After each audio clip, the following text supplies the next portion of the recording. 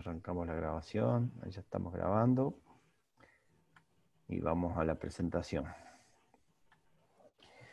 Bueno, muy bien, hoy es lunes 13 de julio, son las 18:45, arrancamos la última clase de movimiento rotacional. En este caso vamos a hablar de dinámica rotacional. Rotación de cuerpo rígido, dinámica rotacional.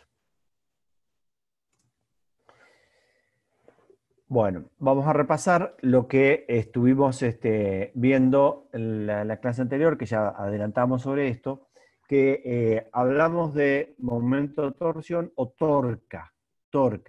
Se dice que tenemos una torca cuando se ejerce una fuerza sobre un cuerpo rígido que pueda girar alrededor de un eje. El objeto tiende a girar en torno a ese eje, tiende a girar, y si puede girar, lo logra. Digamos, la tendencia de la fuerza a hacer girar se llama momento de torsión, tau, momento de torsión tau. Momento de torsión asociado con la fuerza F que estamos hablando es tau, que es fuerza por una distancia, que hay varias formas de ver, donde dice F por D, D es el brazo de momento. Vamos a ver acá. Acá estaría nuestro eje de giro, digamos, acá el eje de rotación sería el punto este O. Acá tenemos una pieza y acá en este punto le aplicamos una fuerza F. ¿Toda esa fuerza se transforma en torca? No, no. Solamente la fuerza que queda a 90 grados del radio. Sería la fuerza tangente, que en este caso, dado este ángulo, es F por seno. F por seno. Entonces, F por seno por R. F por seno por R. Entonces tenemos esta distancia con esta fuerza. Y si no tenemos esta distancia, brazo de palanca se llama también, por la fuerza, F. F por D. Donde D es el brazo de momento o brazo de palanca de F. La fuerza F1 tiende a hacer girar, la fuerza F1, hablando ahora de esta figura, F1 tiende a hacer girar en contra de las manecillas del reloj, o sea, en contra de las agujas del reloj, y F2 a favor de las manecillas del reloj. El momento de torsión total va a ser la composición de estos dos, porque esta fuerza por esta distancia tenemos un momento, y esta fuerza por esta otra distancia tenemos otro momento. Entonces, el que está en contra de las agujas del reloj va a ser una torca positiva. El que está a favor de las agujas del reloj va a ser una torca negativa. Sumando los dos, vamos a tener la torca resultante. Acá puede ser uno que empuja y el otro rozamiento, por ejemplo. Eso podría llegar a ser un ejemplo normal. Bueno, acá tenemos un ejemplo práctico, una llave que intenta aflojar una tuerca. ¿Dónde van a poner ustedes la fuerza? Si la ponen acá, no es muy eficaz. Una fuerza cercana al eje de rotación no es una fuerza eficaz. ¿Por qué? Porque tiene poco brazo de palanca. En cambio, una fuerza alejada del eje de rotación se vuelve más eficaz. Y si ustedes le ponen un caño acá y se van 1 metro más atrás, con más razón van a tener una fuerza más eficaz para poder mover esa tuerca. Una fuerza dirigida hacia el eje, como en el caso de F sub C, no tiene ninguna posibilidad de hacer rotar esa tuerca. ¿Por qué? Porque esta fuerza está dirigida y pasa por el eje de rotación, entonces de esa manera no tiene ninguna posibilidad de producir una torca. Estas dos sí producen torca. Si las dos fuerzas, como se ven ahí, y por la escala son iguales, esta fuerza va a ser mucho más efectiva porque tiene un radio mayor. Como la torca es radio por fuerza, van a tener la posibilidad de tener una torca resultante mayor. Y acá tienen otra posibilidad también de observar, dado un cuerpo, acá tiene un cuerpo dibujado, un punto, digamos un eje de rotación de ese cuerpo, un eje de rotación, y aplicamos 3 fuerzas. F1, F2 y F3. fíjense de nuevo, F3, que la podemos, si trasladamos su línea de acción, pasa por el centro de rotación, tenemos que no produce ninguna torca. F1 produce una torca con sentido antihorario y F2 produce una torca en sentido horario. Entonces, uy, está sensible mi mouse. Digamos, la resultante total para dónde va a ir este cuerpo va a depender de F1 por L1 más F2 por L2. O sea, menos sería, porque esta sería negativa. Entonces, fíjense que tau 1 es F1 por L1, sentido antihorario, y F2, sentido horario. Tau 2 es menos F2 por L2. La sumatoria de las torcas va a ser la resultante. Como les dije siempre, me pueden interrumpir en cualquier momento, abrir el micrófono o hacer preguntas, que lo estamos viendo. Con Martín lo estamos viendo. Bueno, 3 formas de calcular la torca dado una fuerza F en torno a un punto O. Acá tenemos el punto O, acá tenemos una palanca y le aplicamos una fuerza en esta dirección. Entonces, tenemos 3 formas de calcular la fuerza. Primero, F por L, que L le llamamos brazo de palanca, y es R por seno, dado el ángulo, R seno, ahí tenemos el ángulo, digamos, perdón, el brazo de palanca, F por L, tendríamos torca. También podríamos hacer F seno, que es la F tangente. F tangente, que sería F tan por R, también daría el mismo resultado. F tan por R. O F seno por R.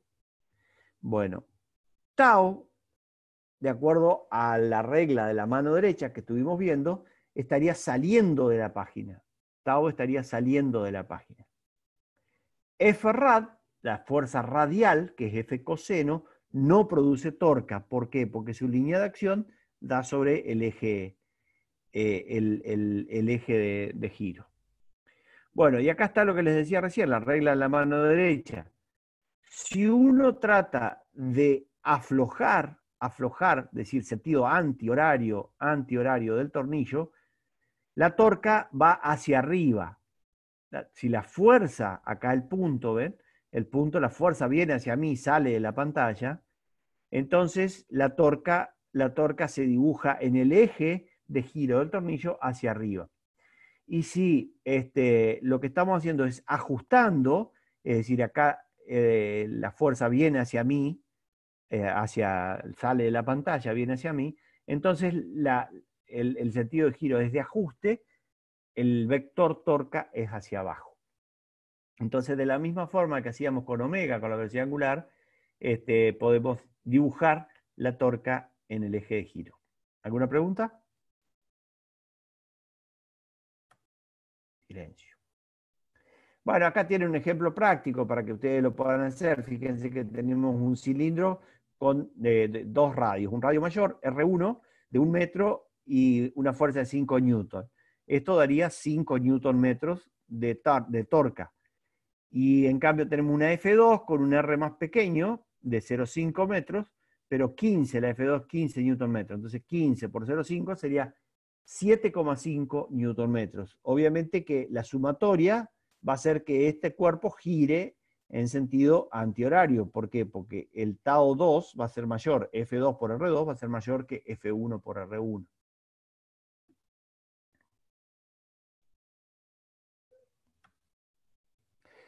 Torca y aceleración angular. Ya hablamos de esto, pero volvamos a repetir porque es muy importante.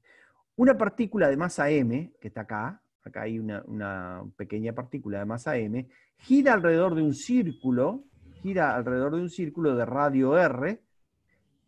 El momento de torsión alrededor del centro del círculo, acá estaría el centro del círculo, es fuerza tangente por radio. Pero fuerza tangente por segunda ley de Newton es masa por aceleración tangente, aceleración tangencial. Aceleración tangencial es alfa por R. Entonces queda M por alfa por R. R por R es R cuadrado por M, dijimos en la clase anterior que era momento de inercia, la inercia rotacional. Esto se llama I. Entonces queda que tau es I por alfa, que esta es la segunda ley de Newton en movimiento rotacional, donde en vez de escribir fuerza igual a masa por aceleración, escribimos tau igual a momento de inercia por aceleración angular. En rotación, el equivalente a la fuerza es la torca, que es fuerza por radio. En rotación, el equivalente a la masa es el momento de inercia o la inercia rotacional y que depende de la distribución de las masas. Y el equivalente en rotación de la aceleración lineal es alfa, que es la aceleración angular. El momento de torsión que actúa sobre la partícula es proporcional a la aceleración angular. Sí, ¿alguien quiere hacer alguna pregunta? Escuché a alguien por ahí.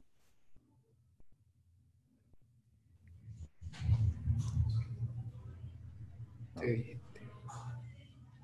Solamente Tomás, que tiene el micrófono abierto, que ya se lo apagamos.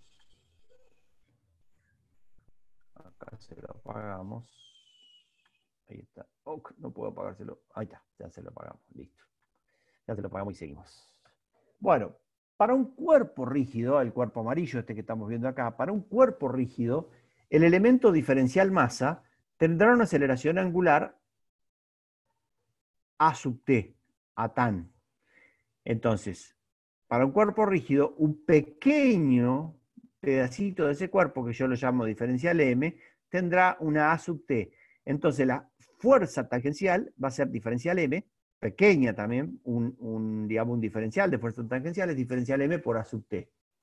El momento de torsión será, diferencial de torsión, es R por el radio, este radio, por la pequeña fuerza esta diferencial que tenemos acá, que va a ser R por dm por A sub t. Pero A sub t era R por alfa, entonces me queda R cuadrado por diferencial M por alfa.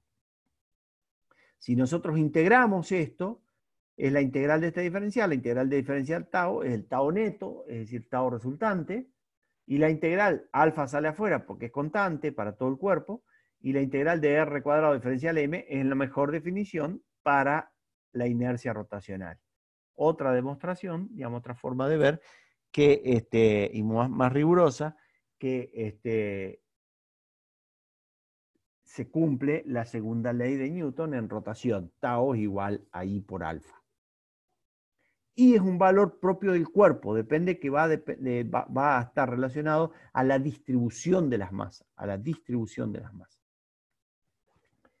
Bueno, acá lo que tenemos es una pared violeta, digamos, un sistema de amarre que permite el giro, pivote, este celeste, y una barra que pivotea en ese pivote justamente amarilla, que se deja caer. Y pregunto con qué aceleración cae. ¿Con qué aceleración? Pregunta el problema, ¿con qué aceleración cae? ¿Cómo lo calculamos? Por supuesto que el peso de esta barra va a ser la fuerza que va a provocar el giro, esa torca, va a estar dado por una fuerza y por la distancia. ¿Y la fuerza cuál es? El peso de la barra, m por g. Y la distancia, L sobre 2. La barra tiene una distancia total de L. Entonces, la torca es igual a L sobre 2. Pero recién dijimos que torca es igual a I por alfa. Entonces, alfa es tau sobre I. Torca sobre momento de inercia. La torca es lo que acabamos de calcular recién, mg por L sobre 2. Y I sale de tabla para una barra que tiene un pivote en la punta, es 1/3 de la masa por L cuadrado. Observen que ahí las masas se simplifican y queda del L cuadrado se va a una L y queda 3 medios de G sobre L. El 1/3 pasa a 3 multiplicando porque está dividiendo el denominador, queda 3 medios de G sobre L. 3 medios de G sobre L. Ese sería alfa. Pero como la aceleración acá en este punto extremo, la aceleración es R por alfa, R por alfa, la aceleración acá es R de alfa, R es L. Entonces, L por alfa, se simplifica la L y queda 3 medios de G. Observen que en este punto la aceleración es mayor que la gravedad, 1,5 veces mayor. La aceleración ahí, en ese punto, la aceleración es mayor en el extremo de la barra. ¿Se entiende el ejemplo? ¿Alguna pregunta?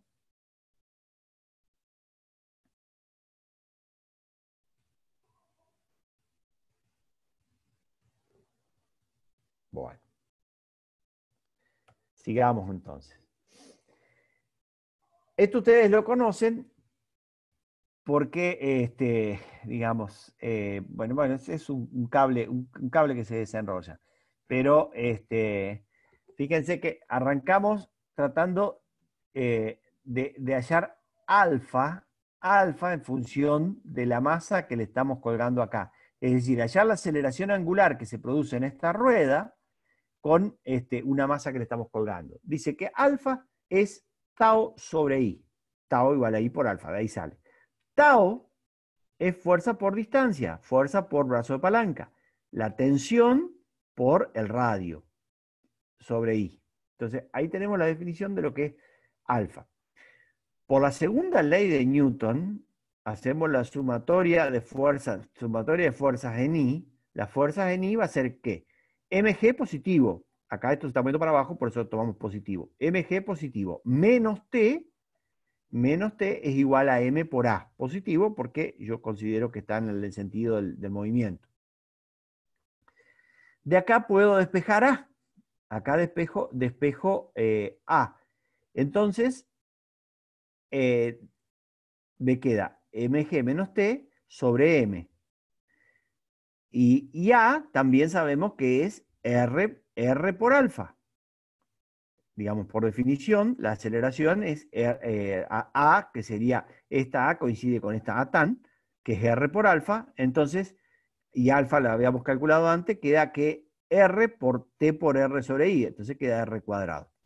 De acá, de entre esto y esto, podemos despejar T, entonces me queda, bueno, esta expresión la pueden hacer ustedes, de hecho la hice para evitar que no haya errores, así que mg 1 más mr sobre i, y entonces a partir de acá la ponemos, la reemplazamos acá y despejamos A, que es lo que estamos buscando nosotros.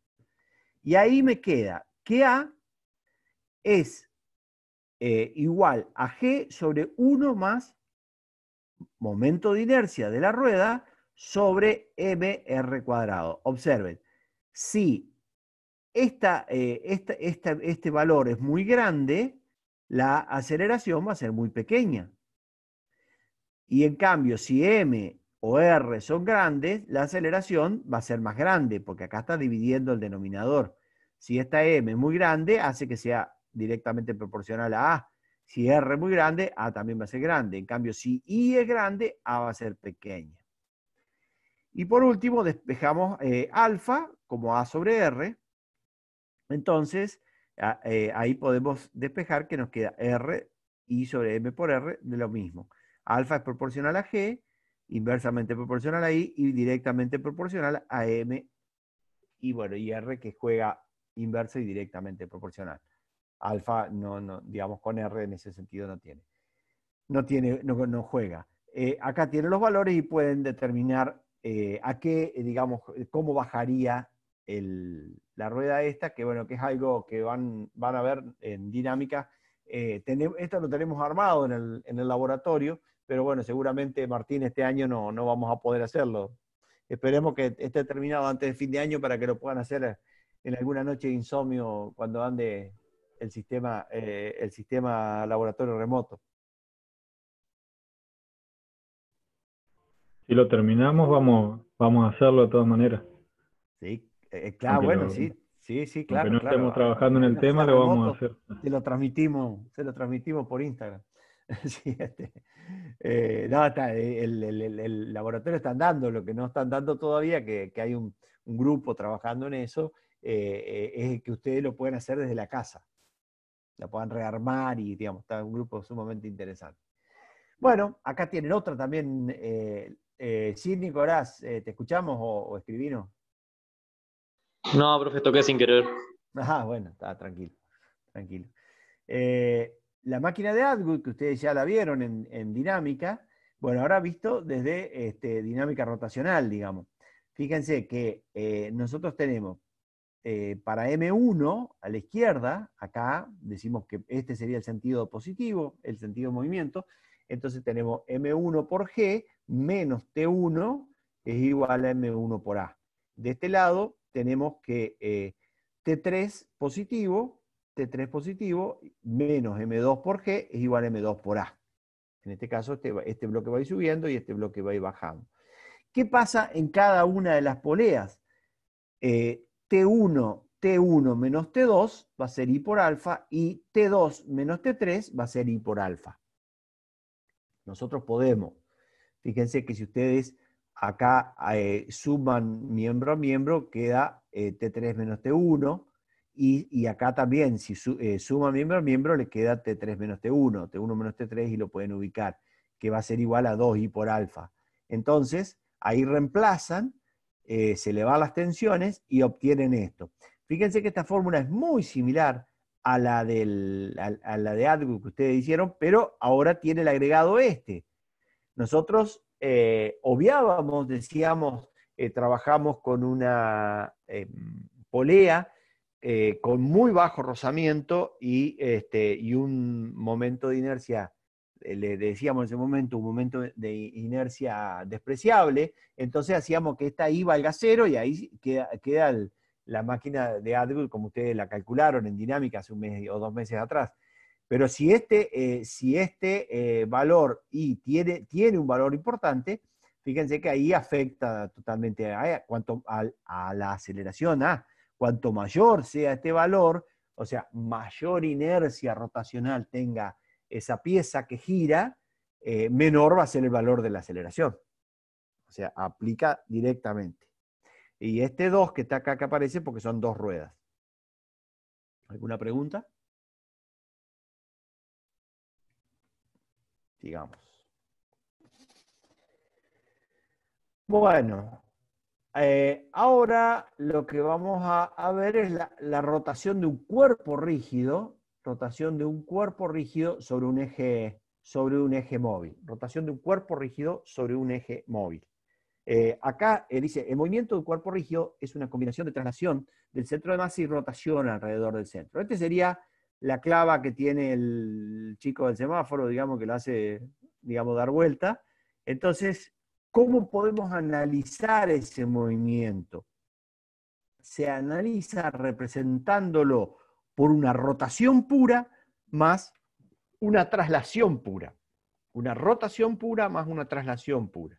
Nosotros ya hicimos en la clase anterior el análisis de energía, la energía cinética, que va a haber una energía cinética de traslación, un medio de la masa por la velocidad de traslación al cuadrado, más una energía cinética de rotación, un medio del momento de inercia o de la inercia rotacional respecto al centro de masa y la velocidad angular al cuadrado.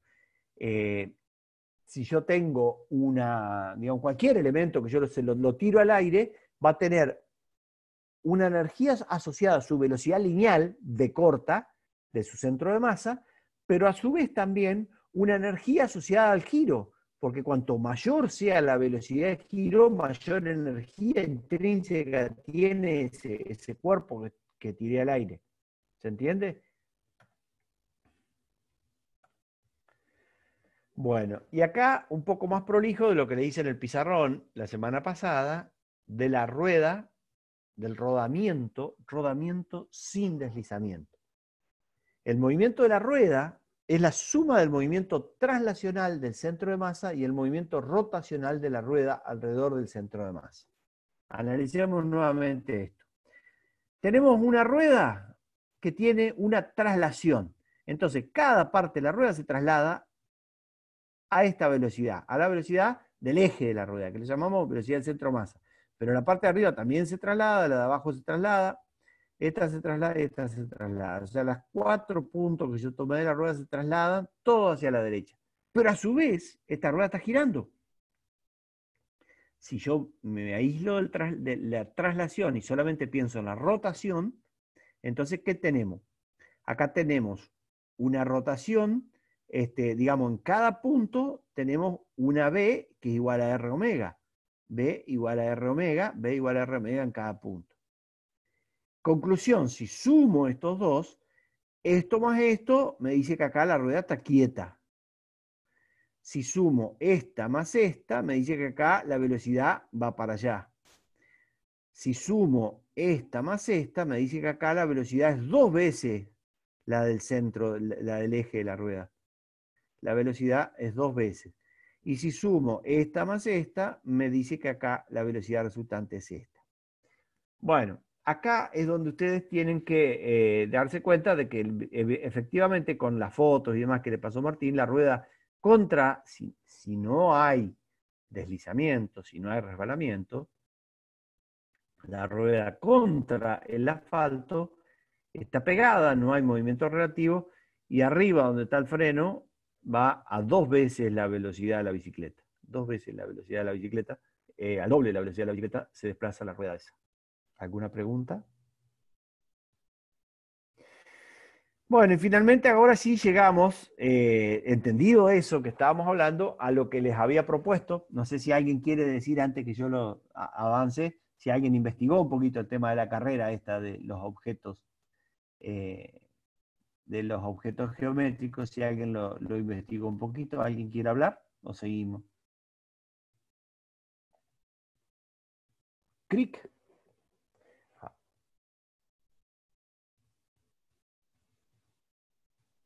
Esa era la idea. ¿Cuál es el objeto? ¿Quieren apostar? Diría, si no, sepan que el que sabe más es el que gana las apuestas, ¿no? Pero bueno, vamos a avanzar.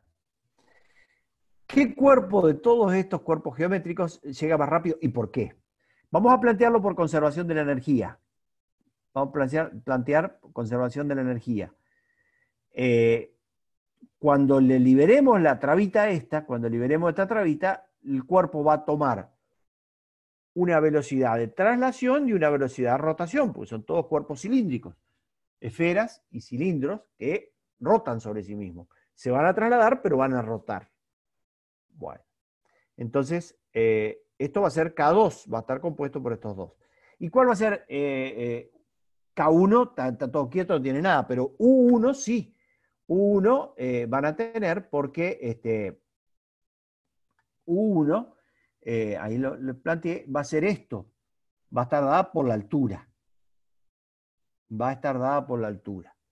Bueno, esa fórmula que les mostré recién, en el punto 2, que el punto 2 puede ser cualquier parte de la pendiente, no importa que sea al final, puede ser ahí a 2 centímetros después que salió, va a tener una energía asociada a la velocidad lineal y una energía asociada a la velocidad, perdón, digamos, al desplazamiento rotacional. Y fíjense que acá decía anterior, vuelvo un poquito para atrás, decía un medio de momento de inercia o inercia rotacional por omega cuadrado. Entonces, un medio, esto que está acá, C por mr cuadrado, es I. Fíjense que depende, si yo tengo un cilindro sólido, I vale un medio de mr cuadrado. Si es un cilindro hueco de pared muy delgada, mr cuadrado. Si es una esfera sólida, es 2/5 de mr cuadrado. Y si es una esfera hueca, es 2/3 de mr cuadrado. Entonces, esto que está acá es I. Y esto que está acá es omega, que es B sobre R. Velocidad de centro de masa sobre R. Bueno, como ustedes pueden ver acá, este R cuadrado se va con este R cuadrado y me queda un valor que va a ser directamente mg por h es igual a un medio de 1 más c, se va todo el resto, m por b cuadrado. Ahí yo puedo despejar la velocidad de traslación que me va a decir quién llega más rápido. ¿De qué va a depender? 2g por h sobre 1 más c. Quiere decir que el que tenga la c más pequeña más pequeña va a ser el que llegue primero. Si vuelvo para atrás, la C, o sea, la constante para un cilindro sólido es este, que es 0,5. Para un cilindro hueco, el que más momento de inercia tiene vale 1. El cilindro hueco vale 1. Para una esfera sólida vale 2/5, es decir, 0,4. Para una esfera hueca vale 2/3, es decir, 0,6. Y yo dije, ¿quién gana? ¿Quién gana? El que tenga el C más pequeño, porque estaba dividiendo. Entonces, obviamente que el que va a ganar es la esfera sólida, porque tiene el C0,4. Va a llegar segundo el cilindro sólido, porque tiene el C0,5. Va a llegar tercero la esfera hueca, porque tiene el 0,6. Y último va a llegar el cilindro hueco. El cilindro hueco porque es el que mayor momento de inercia tiene. Entonces va a gastar mucha energía en girar y se va a trasladar menos. Entonces los otros le van a ganar. Fíjense lo importante de esto, que no entra ni la masa ni el radio. Cualquier cosa que pongan ustedes, mientras respeten la geometría, se comporta de esta manera. Este resultado es sorprendente. La rapidez no depende de la masa, del cuerpo, ni de su radio.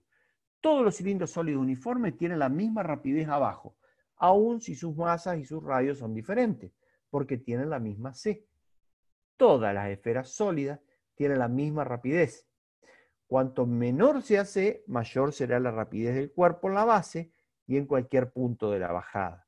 Los cuerpos con C pequeña siempre vencen a aquellos con C grande, porque menos de su energía cinética se dedica a la rotación y más a la traslación.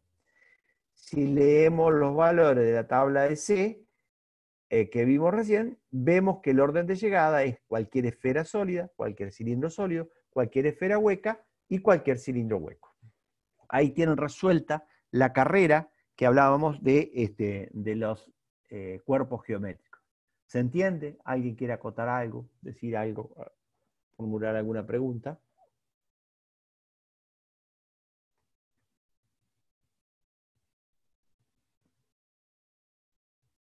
Están muy locuaces hoy, pero bueno.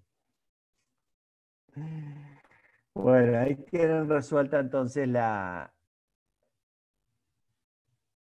carrera. Bueno, vamos a hacer un repaso que ya vimos en la clase anterior de trabajo y potencia en el movimiento rotacional. Dice, una fuerza tangencial aplicada a un cuerpo en rotación efectúa trabajo, porque es fuerza por desplazamiento. Acá lo tienen en celeste al desplazamiento. Fuerza por desplazamiento, eso nos va a dar trabajo. Trabajo que era, en realidad, fuerza por desplazamiento, que el desplazamiento ese diferencial tita es R diferencial tita, el diferencial S, este es igual a R por diferencial tita, por definición de Radian, si recuerdan eso. F por R es torca, que es F tan, entonces me queda tau, F tan por R es torca, entonces me queda tau por diferencial tita. Integrando, me queda que el trabajo es la torca por el ángulo, por el delta del ángulo. Y si a esto, yo hago el diferencial respecto al tiempo, me queda que trabajo en el tiempo es potencia, es igual a la torca, o el par, y el ángulo en el tiempo es la velocidad angular. La variación del ángulo en el tiempo es la velocidad angular. Potencia es igual a par por velocidad angular. Tantos caballos va a ser igual a tantos newton metros por tantos RPM. Un motor de 200 caballos les da 200 newton metros a 4.500 RPM, por ejemplo. Digamos. Esa relación la tienen en esta, que normalmente eso está en los motores. ¿Cuál es la torca que da un motor? Bueno, está relacionado a su potencia y a su velocidad de rotación, su velocidad angular.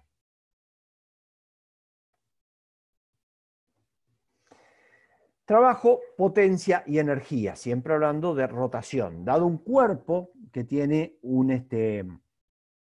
un giro acá en O, va a tener un radio y una fuerza aplicada, vamos a tener que el trabajo por la fuerza F al girar el cuerpo rígido no va a ser esta F, va a ser F seno, porque es la fuerza F tan, como dijimos al principio de esta diapositiva.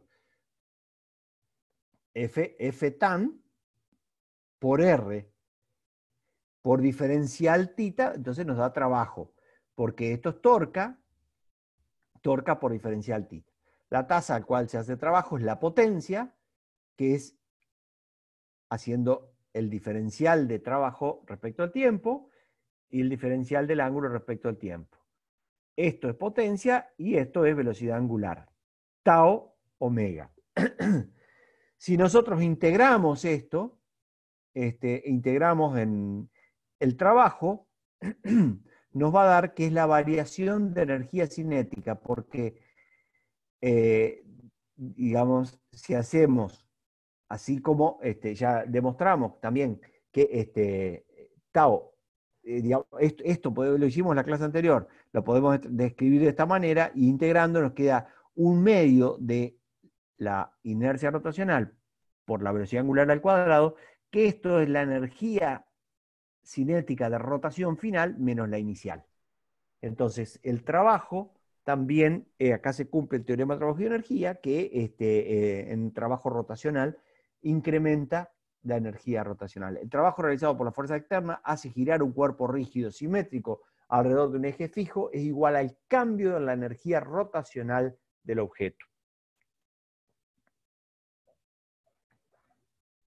Sigamos. Y acá tienen un pequeño ejemplo, también de vuelta con Atwood, la máquina de Atwood, pero ya desde la conservación de la energía, es decir, que la variación de energía cinética más la variación de energía potencial de 1 y de 2, porque son dos cuerpos, es igual a 0. La variación de la energía cinética, fíjense que es un medio de m1 por la velocidad final. Si esto arranca en el reposo, va a tener una energía cinética inicial igual a 0. Y la final va a ser la velocidad de traslación de m1, la velocidad de traslación de m2 y la velocidad de rotación de acá la polea, digamos, un medio de omega cuadrado. Y delta 1 es m1 por g por h y m2 por g por h. Si resuelven esto, van a obtener una fórmula muy parecida a la que usaron en la raíz cuadrada de 2g por h y la relación de la máquina de Atwood. Fíjense que en este caso hay una sola polea, por eso no aparece el 2 que nos aparecía. En este caso tenemos una sola polea. Bueno, esto también pueden hacer, digamos, no solamente el álgebra, sino piensen qué es lo que está pasando. Tienen que llegar a esta fórmula analizando qué es lo que está pasando. Cualquier cosa, estamos a su disposición para ayudarlos. Y ahora sí, vamos a esto que, digamos, estamos, el último tema de la parte de movimiento rotacional, que es el momento angular, momento cinético, según algunas bibliografías. Y fíjense que arrancamos de tener una pequeña masa m, que en movimiento lineal, si tenía una velocidad, m por b me daba lo que era la cantidad de movimiento, p, momentum, el momentum lineal, momento lineal. Ahora hablamos de momento angular. Entonces, a esa p le vamos a afectar un radio de giro respecto a un punto de giro. Y ahí aparece L. L es el radio por el momento lineal. RMB. Si la partícula se mueve en el plano XY, L va a aparecer en el eje Z, o sea, saliendo de la pantalla. ¿Y a qué es igual L? ¿A qué es igual L? A esto. Entonces, MP es M por B por R seno, que es el brazo de palanca. De nuevo, el brazo de palanca. R seno es L. L por P. Fíjense que acá es L por P. Entonces, L por M por B. Y les habíamos demostrado en la clase anterior que si uno hace la variación de L en el tiempo, es ser igual a la torca. Es decir, que la torca es la que me hace cambiar el L. De la misma manera que la fuerza en el movimiento translacional, el movimiento lineal, la fuerza me hacía cambiar el M por B, acá la torca me hace cambiar el L, que es el momento angular. La rapidez de cambio del momento angular de una partícula es igual a la torca de la fuerza neta que actúa sobre ella. Entonces, si ahora nos vamos a un cuerpo rígido, que es este cuerpo rígido que tiene una posibilidad de rotación aquí, con un radio, y acá está el M por B, donde B es igual a R omega, porque este cuerpo está girando. Dice cálculo del momento angular de una partícula de masa M sub I. Acá tomo de todo este cuerpo, tomo una pequeña partícula, M sub I, de un cuerpo rígido que gira con una velocidad angular omega. Entonces, rebanada de un cuerpo rígido que gira en torno al eje Z, y aparece el momento angular de la iésima, el L sub I, la iésima partícula del cuerpo rígido L sub I, que es perpendicular al plano del movimiento. Si el origen está en ese, O está en ese plano, y tiene una magnitud de M por B por R. Como B es omega R, M R cuadrado omega. L, por definición, es M por R omega por R. R por R es R cuadrado, entonces MR cuadrado por omega. Y la sumatoria de los MR cuadrado era el momento de inercia. De acá sacamos que L es I omega, el momento angular de un cuerpo rígido que gira alrededor de un eje de simetría es igual a I omega. Esto es una relación importantísima, porque este es el equivalente a P igual a M por B. L es igual a I omega. Así como cantidad de movimiento era igual a masa por velocidad, cantidad de movimiento angular o momento angular va a ser igual a la inercia rotacional por la velocidad angular. ¿Y cómo pueden observar esto? Acá, bueno, primero vamos a poner dice, en la rotación alrededor de un eje de simetría, omega y L son paralelas y están sobre el eje. Las direcciones de ambos vectores están dadas por la regla en la mano derecha. Observen acá que L es I omega. Entonces, L y omega son vectores que están paralelos. Se obtienen de la misma manera. Si omega está así, L va a estar así. Porque este es el mismo vector, pero multiplicado por I, por el momento de inercia. Este también es el mismo vector, pero multiplicado por I. Entonces, L es igual a I omega. Enroscando los dedos de su mano derecha en la dirección de rotación, el pulgar apunta a la dirección de omega. Y si el eje de rotación es un eje de simetría, este también apunta a la dirección de L. El eje de rotación y eje de simetría para que podamos obtener dónde obtenemos L. Y la conservación del momento angular, habíamos dicho que si no había una torca externa, si la torca externa neta que actúa sobre el sistema es cero, el momento angular total del sistema se conserva. Es decir, en translacional decíamos, si la fuerza exterior es cero, M por B se conserva. Bueno, ahora decimos, si las torcas exteriores son cero, L se conserva. La derivada de L respecto al tiempo es igual a cero, entonces L es constante. Si L es constante, I omega se conserva. Pero pueden entre ellos pasarse, digamos, y esto lo podemos corroborar fácilmente en el Museo de Ciencia, que tenemos una silla y ustedes se sientan, abren los brazos y le ponen una pesita en cada brazo. Le dan una pequeña movimiento para que tengan una omega 1 pequeña y ustedes empiezan a girar.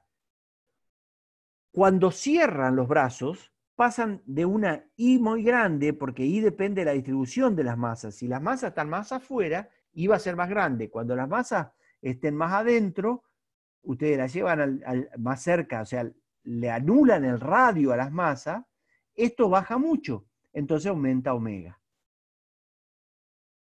Se conserva L, pero ustedes van a girar más rápido. Esto es lo que hace la bailarina en el hielo, que toma impulso con las piernas y los brazos abiertos, después se cierra y gira rapidísimo.